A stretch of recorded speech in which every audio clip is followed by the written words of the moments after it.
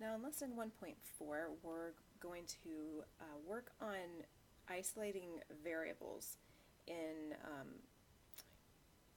in equations. This has a very useful purpose as we go further into Algebra 2.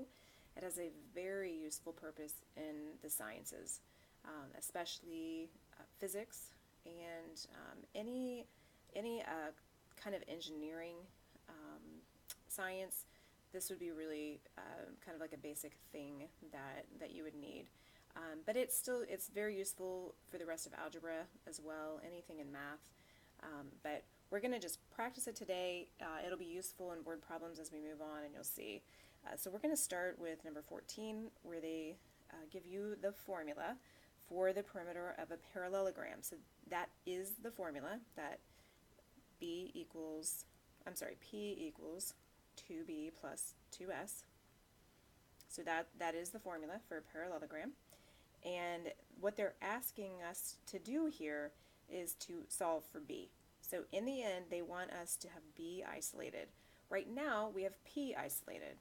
We have this equation solved for p, which stands for perimeter. But we want to solve for b, which would be, in a parallelogram, it would stand for the length of the base. The S stands for the length of one of the sides on the parallelogram. So we're going to solve so that the b is isolated. The best way to do that here is to subtract the 2s from both sides. It'll cancel on the right. I'm going to just rewrite it on the left. That's all I'm doing there, just to make it horizontal instead of vertical. And then all we need to do is get rid of the 2. Those will cancel on the right. And on the left, we are going to make this look a little prettier.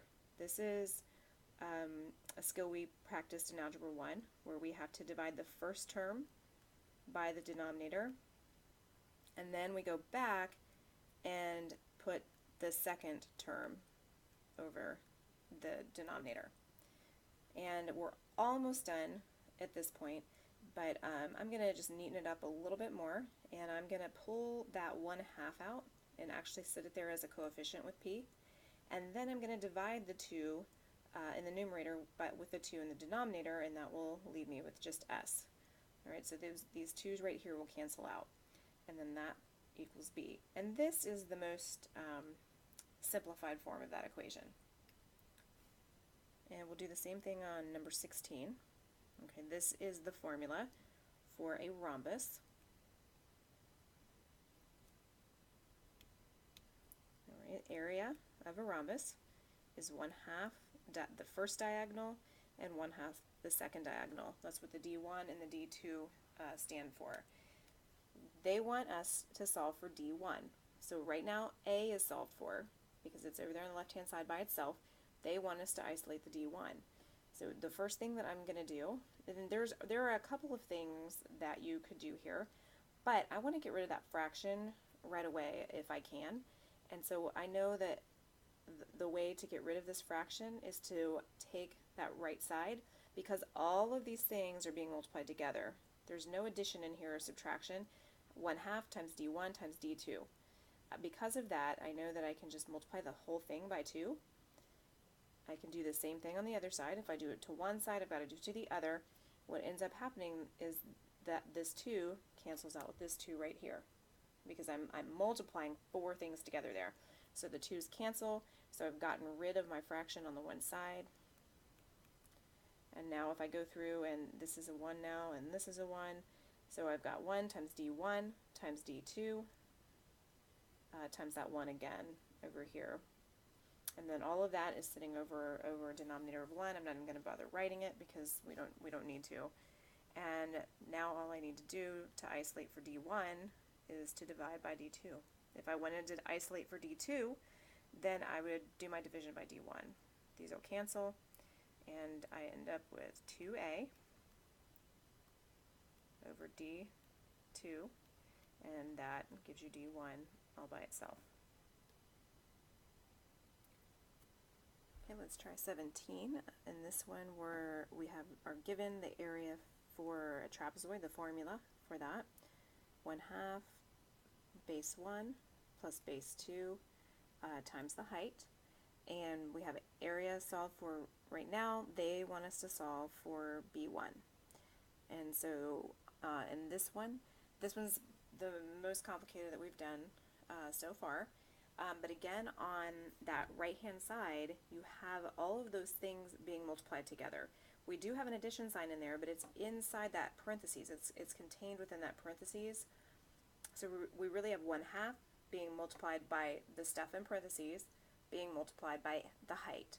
So because we've got all those things being multiplied together, we can actually get rid of that fraction by multiplying by 2. So now we have 4 things we're multiplying together. I'm going to do the same thing on the other side, and it'll just give us 2a on that side.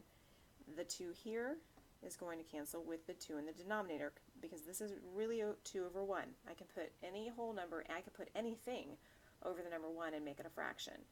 So those 2's cancel, and on the right side then I'm left with the stuff in parentheses times the height.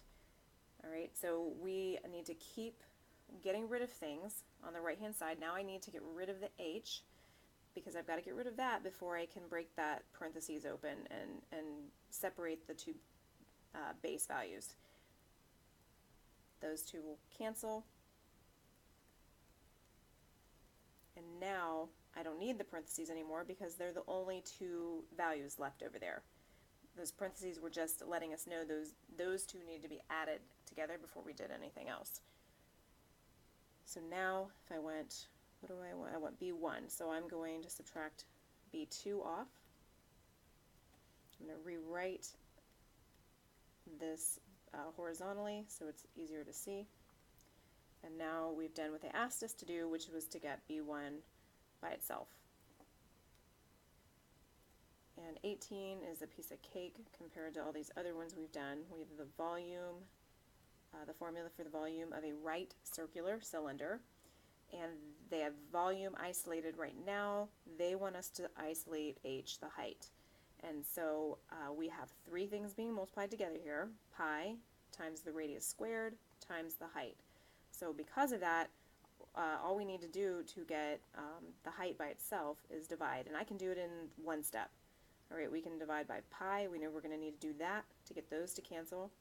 And then I can divide by r squared, and that'll cancel the r squared as well, and we're left with just the h. However, I do need to remember to write it down on the left side as well. And then just to make it clearer, I'm going to rewrite it all. And now we have height isolated for. Now it's going to become a little bit more practical down on 21 and 22. Because here they ask us to solve the formula for the indicated variable. So that's the same thing we were just doing in the previous problems. But they want us to go further and use the given information to find the value of the variable that we solved for. Make sure you include units of measure in your answer. So they're just reminding you to put a label on it. So we were given in 21 the formula for area of the parallelogram. Area equals base times height. They're asking us right here in this first part of the equation, or the first part of the problem, to solve for h. And so we've got base times height. If we just divide through by base, then we will have the height isolated for. So here's our height isolated. Now we go back and finish the problem. They say find h when the area is 81 centimeters squared and the base is 9 centimeters. So we're going to find the height by plugging in 81 centimeters squared, and we're going to divide that by 9 centimeters, and that's going to give us the height. You can see that 81 divided by 9 is 9, and you can see that the centimeters, we've got a centimeter squared on the top, centimeters times centimeters. That's going to cancel with one of these centimeters on the bottom, leaving us with just centimeters, which is what we want. It's kind of, putting the labels in there isn't necessarily something that you have to do, but it is helpful to just like be able to check and see if your label matches with what you were expecting. So let me just write that out real quick. You have centimeter times centimeter on top, and we had 9 centimeters on the bottom. So we divided 81 and 9, and then we can cancel centimeter with one of the centimeters on the top. And so that's how we end up with just a linear measurement of centimeter, which is what we want because the height is a linear measurement. Area is when we have square measurements, but that's not what we were solving for, so our label kind of gives us a clue that we did the right thing. And then lastly, we will do number 22. This one's really practical. In a lot of science classes, you have to be able to convert from Celsius to Fahrenheit or Fahrenheit to Celsius. And here's the formula that relates the two of them together. In this particular case, they gave it to us in terms of Fahrenheit.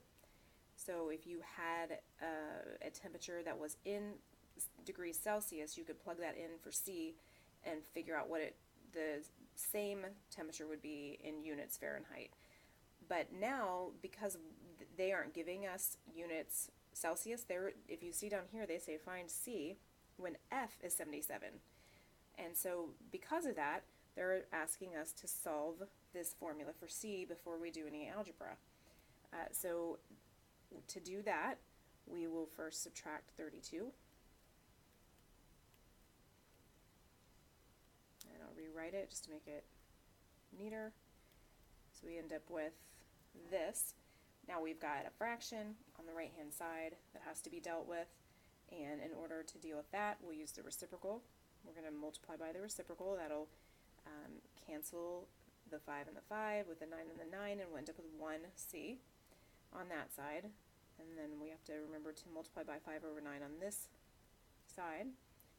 So to neaten it up, the formula for converting from degrees Fahrenheit into degrees Celsius looks like this right here.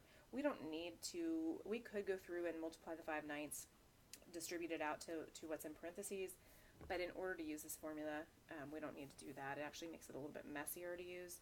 So in this case, we're done. This would be our formula. We've solved for C. Now we're going to go and finish the problem. They say to find C when the temperature in degrees Fahrenheit is 77.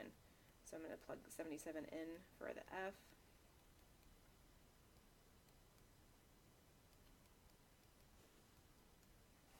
Okay, and then I will end up with 25 degrees Celsius for my final answer.